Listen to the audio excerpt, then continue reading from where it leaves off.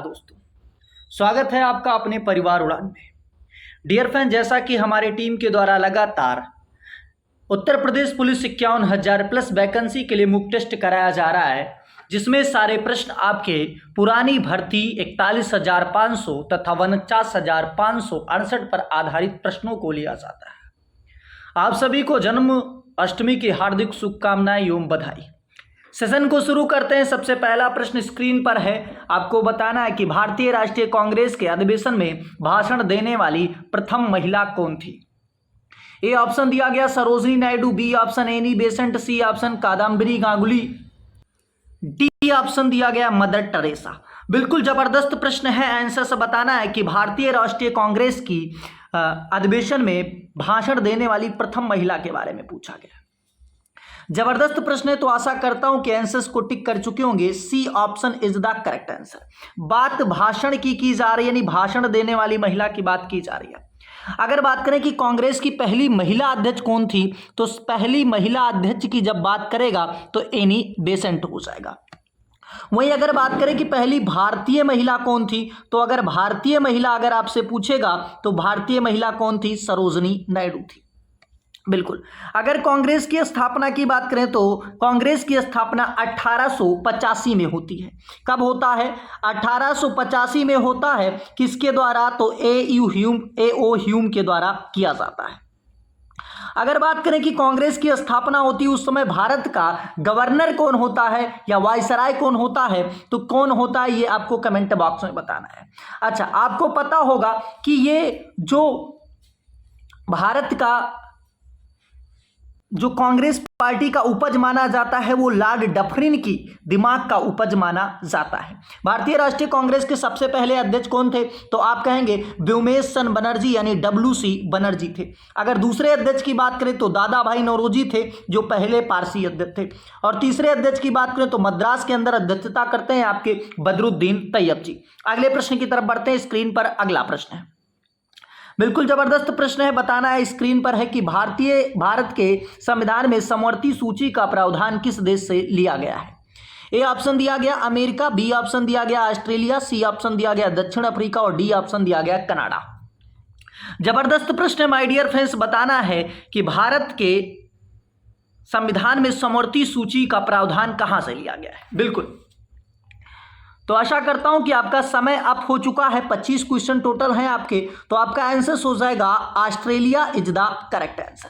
अगर हम बात करें अमेरिका से आपका क्या लिया गया है, तो मौलिक अधिकार यानी जो आपका फंडामेंटल राइट्स है वो कहां से लिया गया है, तो ये जो प्रावधान है ये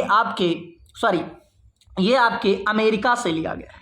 अगर दक्षिण अफ्रीका से बात करें तो संविधान संशोधन का जो प्रक्रिया है उसको लिया गया है। संविधान संशोधन की प्रक्रिया कहां से लिया गया है? दक्षिण अफ्रीका से। और मौलिक अधिकार की बात करें तो अमेरिका से लिया गया है। कनाडा से क्या लिया गया ये कमेंट बॉक्स में बताना है।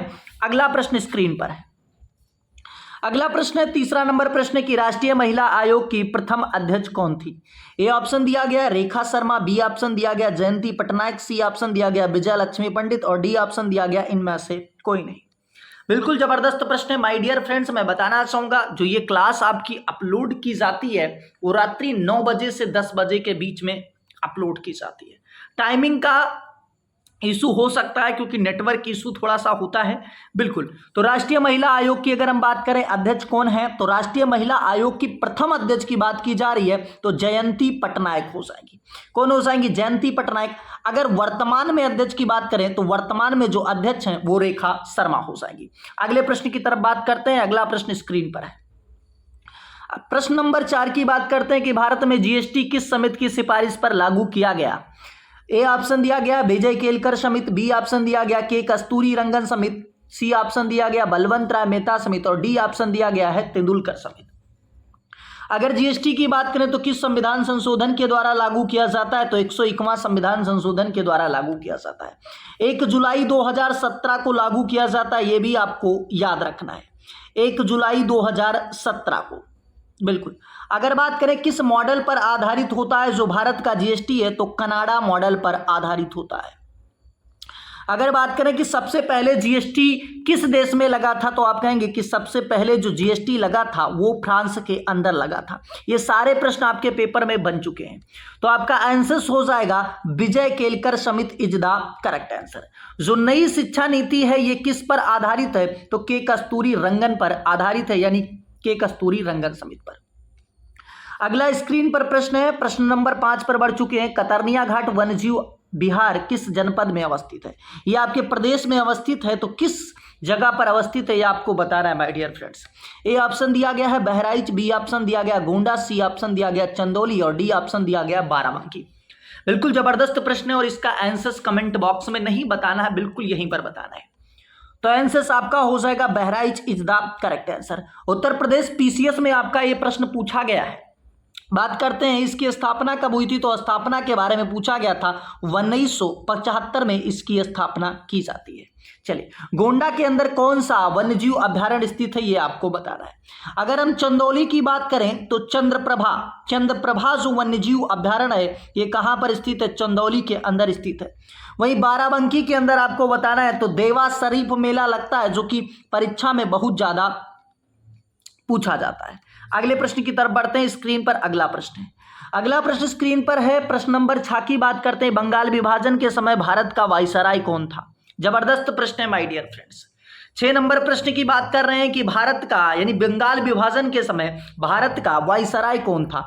आपको मैं बता दूं जो बंगाल विभाजन होता है ये कब होता है, 1905 ईस्वी में होता है। 1905 के समय जो बंगाल का वायसराय था वो कौन था? बिल्कुल जबरदस्त है प्रश्न, भारत का वायसराय पूछा जा रहा है, तो आपका आंसर हो जाएगा Lord Dalhousie is the correct answer.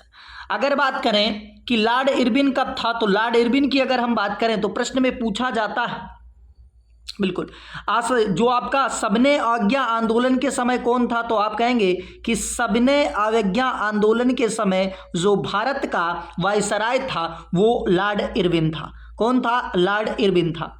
अगर हम बात करें कि लॉर्ड डलहौजी तो पहली बार जब भारत में 1853 में मुंबई से थाने के बीच में ट्रेन चली तो उस समय कौन था? लॉर्ड डलहौजी था। अगर बात करें 57 के क्रांति के समय कौन था, ये आपको कमेंट बॉक्स में बताना है। अगले की बात करें कि लॉर्ड विलियम बेंटिक की बात करें तो सती प्रथा का अंत किसने किया था, लॉर्ड माउंटबेटन ने या लॉर्ड विलियम बेंटिक? तो 1828 में जब ब्रह्म समाज की स्थापना की जाती उस समय कौन गवर्नर जनरल होता है, तो लॉर्ड विलियम बेंटिक होता है। अगला प्रश्न स्क्रीन पर है, जबरदस्त प्रश्न है, प्रश्न नंबर 7 है। आयुर्वेद महोत्सव किस राज्य में मनाया जाता है? ए ऑप्शन दिया गया राजस्थान, बी ऑप्शन दिया गया मध्य प्रदेश, सी ऑप्शन दिया गया उत्तर प्रदेश, डी ऑप्शन दिया गया कर्नाटका। जबरदस्त प्रश्न है, आंसर्स बताना है। बिल्कुल आशा करता हूं कि आंसर्स को टिक कर चुके होंगे। उत्तर प्रदेश में मनाया जाता है। अगर पार्टिकुलर उत्तर प्रदेश के किस जनपद में मनाया जाता है तो आप कहेंगे उत्तर प्रदेश के झांसी जिले में मनाया जाता है। चलिए अगले प्रश्न की तरफ बढ़ते हैं। स्क्रीन पर अगला प्रश्न आ चुका है। अगला प्रश्न स्क्रीन पर है और पेपरों में सबसे ज्यादा जो पूछा जाने वाला प्रश्न ये है। प्रश्न नंबर 8 है कि निर्विरोध निर्वाचित होने वाले प्रथम राष्ट्रपति कौन थे? ए ऑप्शन दिया गया doctor Rajendra Prasad, B option दिया गया नीलम संजीव रेड्डी, सी ऑप्शन दिया गया डॉक्टर जाकिर हुसैन और डी ऑप्शन दिया गया ज्ञानी जेल सिंह। बिल्कुल जबरदस्त प्रश्न है, आंसर्स बताना है। चलिए माय डियर फ्रेंड्स, तो आशा करता हूं कि इसका आंसर्स आप टिक कर चुके होंगे। क्या आंसर्स हो जाएगा? आंसर्स आपका हो जाएगा Neelam Sanjiva Reddy is the correct answer. अगर डॉक्टर जाकिर हुसैन की बात करें तो ये पहले मुस्लिम अध्यक्ष थे, सॉरी पहले मुस्लिम राष्ट्रपति थे। क्या थे? पहले मुस्लिम राष्ट्रपति कौन बने? तो डॉक्टर जाकिर हुसैन बने थे। कौन से नंबर के राष्ट्रपति थे? तो तीसरे नंबर के राष्ट्रपति थे। डॉक्टर राजेंद्र प्रसाद अगर बात करें तो पहले नंबर के राष्ट्रपति थे। आपको पता होगा इनको संचालन समिति का अध्यक्ष बनाया गया था। अगले प्रश्न की तरफ बात करते हैं। स्क्रीन पर अगला प्रश्न है। स्क्रीन पर अगला प्रश्न है, प्रश्न नंबर 9 है कि वर्ष 2021 के लिए गांधी शांति पुरस्कार किसे दिया गया है? ए ऑप्शन दिया गया है शेख मुजीबुर रहमान, बी ऑप्शन दिया गया Gita Press Gorakhpur, C option दिया गया एकल अभियान ट्रस्ट को या डी ऑप्शन दिया गया है सुलभ इंटरनेशनल को। जबरदस्त प्रश्न है माय डियर, बताना है प्रश्न का आंसर। चलिए, वर्ष 2021 के लिए गांधी शांति पुरस्कार की बात की जा रही है। तो आशा करता हूं कि आंसर्स को टिक कर चुके होंगे। ये दिया 2023 में दिया गया है बिल्कुल, लेकिन 21 वाला बाकी था, तो किसको दिया गया है? गीता प्रेस गोरखपुर को दिया गया है। इससे पहले किसको दिया गया था ये आपको बताना है। स्क्रीन पर 10 नंबर प्रश्न आ चुका। प्रश्न नंबर 10 है, नाथुला दर्रा किस राज्य में अवस्थित है? ए ऑप्शन दिया गया Arunachal Pradesh, B option Sikkim, C option दिया गया मणिपुर और डी ऑप्शन दिया गया उत्तर प्रदेश। जबरदस्त प्रश्न है, आंसर्स बताना माय डियर। चलिए 10 नंबर प्रश्न स्क्रीन पर है, नाथुला दर्रा किस राज्य में अवस्थित है? हमारा उद्देश्य होता है कम समय में ज्यादा जानकारी, और तैयारी आप कहीं से भी कीजिए प्रतिदिन मुक टेस्ट देने के लिए। देखिए कभी क्या होता है, वीडियो आपकी दूसरे टॉपिक की भी अपलोड की जाती है। इससे पहले आपका जो सबसे ज्यादा इस समय भारत तथा इंडिया के विवाद को लेकर चल रहा है, उस वीडियो को एक बार आप जरूर देखिएगा, क्योंकि बहुत ही जबरदस्त और अमेजिंग तरीके से तैयार किया गया है। तो उस वीडियो को आप जरूर दीजिएगा, देखिएगा, निवेदन है आपसे, ठीक है। इससे जस्ट पहले अपलोड है। तो इसका आंसर हो जाएगा सिक्किम राज्य के अंदर अवस्थित है। कहां पर अवस्थित है? सिक्किम के अंदर। अगर अरुणाचल प्रदेश की बात करें तो दीपू दर्रा कहां पाया जाता है? अरुणाचल प्रदेश के अंदर पाया जाता है। अगला प्रश्न की बात करते हैं। स्क्रीन पर अगला प्रश्न है, अगला प्रश्न नंबर 11 है, निम्नलिखित में से किस वायसराय को महलवाड़ी प्रथा का जनक माना जाता है? जबरदस्त प्रश्न है, आंसर से बताना है। देखिए आपके यहां पर 3 व्यवस्थाएं लागू की गई। सबसे पहले अस्थाई बंदोबस्त, अस्थाई बंदोबस्त बिल्कुल जबरदस्त प्रश्न है, समझिएगा। सबसे पहले अस्थाई बंदोबस्त था, उसके बाद देश में महलवाड़ी प्रथा लागू की गई, महलवाड़ी प्रथा लागू की गई। इसके बाद महलवाड़ी के बाद रैयतवाड़ी व्यवस्था लागू की गई। तो ये तीनों व्यवस्थाएं किसने लागू किया था, यानी किस किस वायसराय को, किसको किसको जनक माना जाता है? बिल्कुल, तो आशा करता हूं कि आंसर्स को टिक कर चुके होंगे। इसका आंसर हो जाएगा Holt Mackenzie is the correct answer. अगर बात करें कि रैयतवाड़ी व्यवस्था किसने लागू किया था, तो रैयतवाड़ी जो व्यवस्था थी ये टॉमस मुनरो ने लागू किया था, जनक माना जाता है। और लॉर्ड कॉर्नवालिस को अगर हम बात करें तो लॉर्ड कॉर्नवालिस को किसका अस्थाई बंदोबस्त का जनक माना जाता है? अगले प्रश्न की तरफ बात करते हैं। अगला प्रश्न नंबर 12 है स्क्रीन पर कि निम्नलिखित में से कौन सा राष्ट्रीय उद्यान उड़ीसा राज्य में अवस्थित है? जबरदस्त प्रश्न है। इनमें से कौन सा राष्ट्रीय उद्यान उड़ीसा राज्य में अवस्थित है? ए ऑप्शन दिया गया दुधवा राष्ट्रीय उद्यान, बी ऑप्शन दिया गया भितरकनिका राष्ट्रीय उद्यान, सी ऑप्शन दिया गया सतपुड़ा राष्ट्रीय उद्यान और डी ऑप्शन दिया गया है नामदफा राष्ट्रीय उद्यान। जबरदस्त प्रश्न है, आंसर्स बताना माय डियर फ्रेंड्स। चलिए तो प्रश्न नंबर 12 का आशा करता हूं कि आंसर्स को टिक कर चुके होंगे। आंसर्स आपका हो जाएगा भितरकनिका राष्ट्रीय उद्यान इज द करेक्ट आंसर। एक राष्ट्रीय उद्यान उड़ीसा के अंदर और भी पाया जाता है, सिमलीपाल। बहुत प्रश्न में पूछा जाता है सिमलीपाल राष्ट्रीय उद्यान भी कहां पाया जाता है? उड़ीसा राज्य के अंदर। उड़ीसा से एक प्रश्न आपका और भी पूछा जाता है, जो चिल्का झील है कहां पर स्थित है? उड़ीसा के अंदर स्थित है। दुधवा राष्ट्रीय उद्यान की अगर हम बात करें तो उत्तर प्रदेश के अंदर पाया जाता है। सतपुड़ा की बात करें तो मध्य प्रदेश के अंदर पाया जाता है। नामदफा की बात करें तो अरुणाचल प्रदेश राज्य में अवस्थित है। अगला प्रश्न स्क्रीन पर, स्क्रीन पर अगला प्रश्न 13 नंबर प्रश्न पर पहुंच चुके हैं। भारतीय नेताओं द्वारा पूर्ण स्वराज्य की मांग कब की गई थी?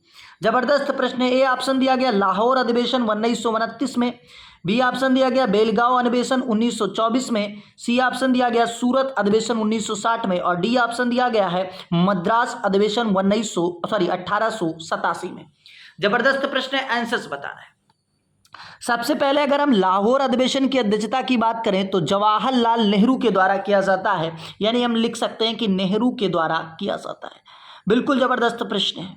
चलिए वहीं अगर बेलगांव अधिवेशन की बात करें तो गांधी जी एक बार केवल अध्यक्ष बने हैं, वो भी कर्नाटक के बेलगांव में बने हैं। चलिए अगला प्रश्न स्क्रीन पर, जो सूरत अधिवेशन किसके द्वारा, तो इसकी अध्यक्षता करते हैं रास बिहारी बोस।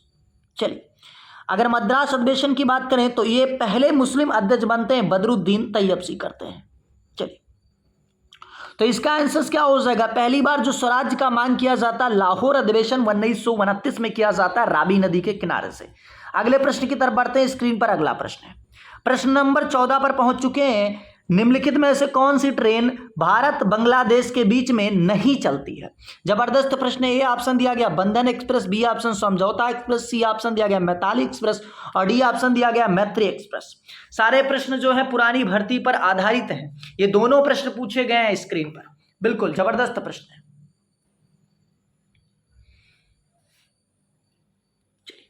इससे पहले 2018 में पूछा गया था कि भारत तथा पाकिस्तान के बीच में कितनी ट्रेनें चलती हैं, तो 2 ट्रेनें चलती थी, थार एक्सप्रेस और एक चलती थी आपकी समझौता एक्सप्रेस। तो आज इसका आंसर क्या हो जाएगा, समझौता express is the correct answer, क्योंकि ये पाकिस्तान के बीच में चलती है। बाकी 3 ट्रेनें आपके भारत तथा बांग्लादेश के बीच में चलती हैं। बांग्लादेश की बात करें तो सबसे ज्यादा भारत से सीमा साझा करता है। अगर बांग्लादेश की मुद्रा की बात करें तो टका हो जाएगा, अगर राजधानी की बात करें तो ढाका हो जाएगा, और अगर संसद की बात करें तो जातीय पंचायत हो जाएगा। अगले प्रश्न की तरफ बढ़ते हैं। स्क्रीन पर अगला प्रश्न है 15 नंबर प्रश्न में है। प्रश्न नंबर 15 है, लॉर्ड कॉर्नवालिस का मकबरा प्रदेश के किस जनपद में अवस्थित है? A option Varanasi, B option दिया गया बहराइच, सी ऑप्शन दिया गया बाराबंकी और डी ऑप्शन दिया गया है गाजीपुर। जबरदस्त प्रश्न है। चलिए प्रश्न नंबर 15 का आंसर बताना है। कॉर्नवालिस का मकबरा कहां पर स्थित है? तो बिल्कुल जबरदस्त प्रश्न है, Ghazipur is the correct answer. अगले प्रश्न की तरफ बढ़ते हैं। स्क्रीन पर अगला प्रश्न है, थोड़ा सा स्पीड को करेंगे फास्ट। प्रश्न नंबर 16 है स्क्रीन पर कि प्रदेश के उस जनपद की स्थापना किसने की थी जिसको सिराज-ए-हिंद के नाम से जाना जाता है? बिल्कुल जबरदस्त प्रश्न है और आज का लेबल इस प्रश्न से आप लगा सकते हैं। सिराज-ए-हिंद सबसे पहले आपको जानना है कि किस जनपद को सिराज-ए-हिंद के नाम से जाना जाता है, उसके बाद उसकी स्थापना किसने की, इसको बताना है। बिल्कुल, तो मैं बता दूं कि सिराज-ए-हिंद को के नाम से किसको जाना जाता है? जौनपुर शहर को जाना जाता है। किसको जाना जाता है? जौनपुर शहर को सिराज-ए-हिंद के नाम से जाना जाता है। अब आपको इसका कमेंट बॉक्स में आंसर्स बताना है। अगले प्रश्न की तरफ बढ़ते हैं। स्क्रीन पर अगला प्रश्न है। स्क्रीन पर प्रश्न नंबर 17, इनमें से स्वीडन की मुद्रा क्या है? A option krona, B option dirham, C option won और डी ऑप्शन लीरा। बिल्कुल जबरदस्त प्रश्न है, आंसर्स बताना है कि स्वीडन की मुद्रा कौन सी है। जबरदस्त प्रश्न है, आंसर्स बताइए।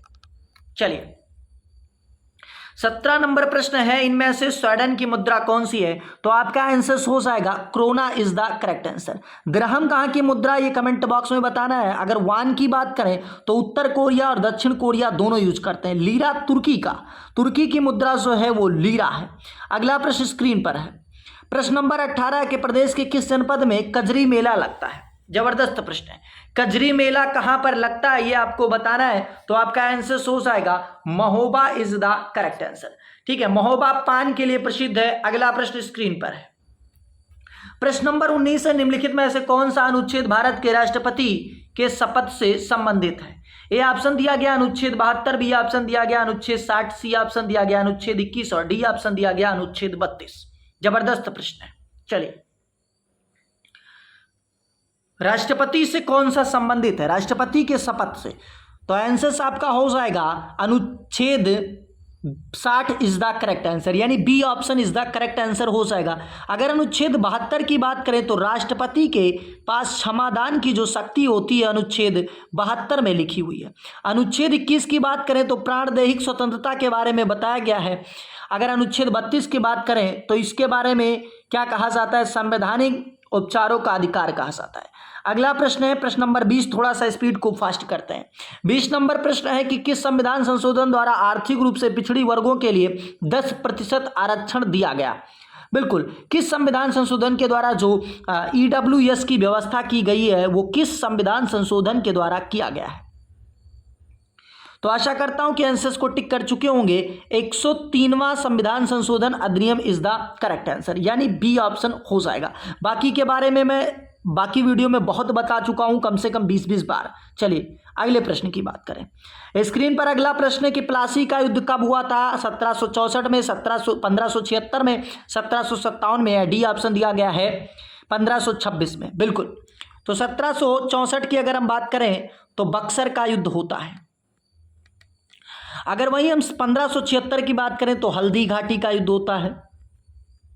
वही अगर 1757 तो आपका आंसर हो जाएगा 1757 इज द करेक्ट आंसर। अगर हम बात करें 1526 में तो क्या होता है? 1526 को पानीपत का युद्ध होता है। अगले प्रश्न पर बढ़ते हैं। स्क्रीन पर अगला प्रश्न है। स्क्रीन पर अगला प्रश्न 22 नंबर की बैंक के वर्तमान, ठीक है, ये आपका वास्तव में था कि वर्ल्ड बैंक के वर्तमान अध्यक्ष कौन है, ये आंसर्स बताना है। वर्ल्ड बैंक के वर्तमान अध्यक्ष कौन है, ये आंसर्स बताना है। तो आंसर्स क्या हो जाएगा, Ajay Bagga is the correct answer. Screen पर अगला प्रश्न है। चलिए, बिमस्टेक का मुख्यालय कहां पर अवस्थित है? ये कल के एनालिसिस में जब मैं प्रश्न को एनालिसिस करा रहा था उसी में बताया मैंने। बिमस्टेक का मुख्यालय कहां पर अवस्थित है? ए ऑप्शन दिया गया इस्लामाबाद में, बी ऑप्शन ढाका में, सी ऑप्शन काठमांडू में और डी ऑप्शन इनमें से कोई नहीं। तो आंसर हो जाएगा Dhaka is the correct answer. Dhaka कहां पर अवस्थित है? बांग्लादेश के अंदर अवस्थित है। चलिए, प्रश्न नंबर 24 है कि हाल ही में ब्रिक्स में कितने सदस्य देशों को शामिल करने की घोषणा की गई है? यह बिल्कुल जबरदस्त प्रश्न है, करंट अफेयर्स का प्रश्न है। इसका भी मैं वीडियो करा चुका हूं, तो इसको एक बार जरूर देख लीजिए। तो A option 6, B option 7, C option 8 और डी ऑप्शन 9। तो आंसर आपका हो जाएगा 6 इज द करेक्ट आंसर। अगले प्रश्न की तरफ बढ़ते हैं। चलिए, अगला प्रश्न स्क्रीन पर है, 25 नंबर प्रश्न। निम्नलिखित में से कौन सा देश G7 का सदस्य देश नहीं है? बिल्कुल जबरदस्त प्रश्न है। A option United Kingdom, B option दिया गया जर्मनी, सी ऑप्शन दिया गया जापान। तो टोटल 7 देश हैं। वो 7 देश कौन कौन से मैं लिख दे रहा हूं। पहला यूके हो जाएगा, दूसरा आपका कनाडा हो जाएगा, तीसरा जो आपका देश है वो जर्मनी हो जाएगा,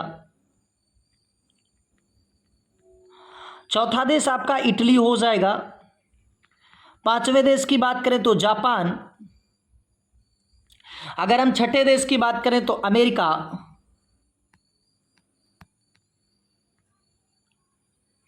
और सातवें देश की बात करें फ्रांस। तो इसमें मैं बताना चाहूंगा सारे के सारे देश, यानी ये चारों देश शामिल हैं, ये चारों देश शामिल हैं। बिल्कुल ठीक है। लास्ट प्रश्न में थोड़ा सा, क्योंकि तुमको तुक्का तो मारना है, कोई ना कोई तो मार ही दोगे, इसलिए मैंने चारों ऑप्शन ले लिए। तो आज के लिए इतना ही। अगर चैनल पर नए हैं तो चैनल को एक बार सब्सक्राइब कर लीजिए, क्योंकि पूरी वीडियो में मैंने नहीं बोला कि आप चैनल को सब्सक्राइब कर लीजिए। ठीक है, अनर्गल चैनल आप बहुत सब्सक्राइब कर रहे हैं, तो निवेदन चाहूंगा कुछ अच्छे चैनल भी सब्सक्राइब कर लीजिए। ठीक है, सिर्फ मेरे ही चैनल को नहीं, अगर कोई भी चैनल आपको लग रहा है कि आपकी पॉजिटिविटी बढ़ रही है तो उसको जरूर सब्सक्राइब कीजिए। आज के लिए इतना ही। जय हिंद, जय भारत।